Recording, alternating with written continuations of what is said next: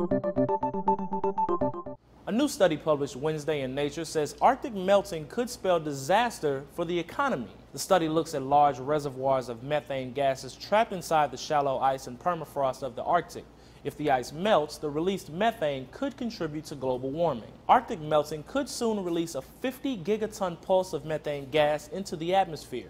The study authors describe this pulse as an economic time bomb. The release of methane from thawing permafrost beneath the East Siberian Sea comes with an average global price tag of $60 trillion in the absence of mitigating action, a figure comparable to the size of the world economy in 2012. The article recommends reducing emissions to slow the rate of melting in the Arctic.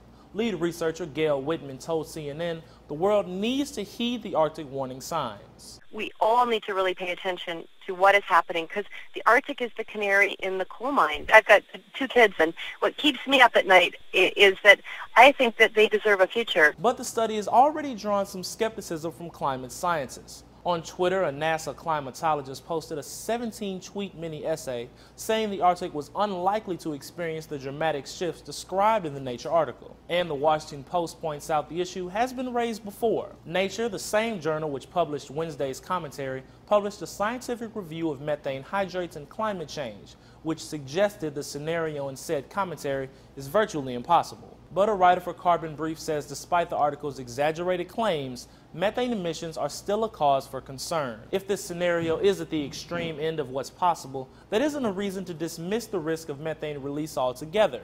Any extra methane released from the region as it warms reduce the remaining carbon budget to stay within a certain level of global warming, making the task of decarbonizing harder. According to the Nature article, the methane pulse could be released sometime in the next 15 to 35 years. For Newsy, I'm Jamal Andrews. Multiple sources, a broader view.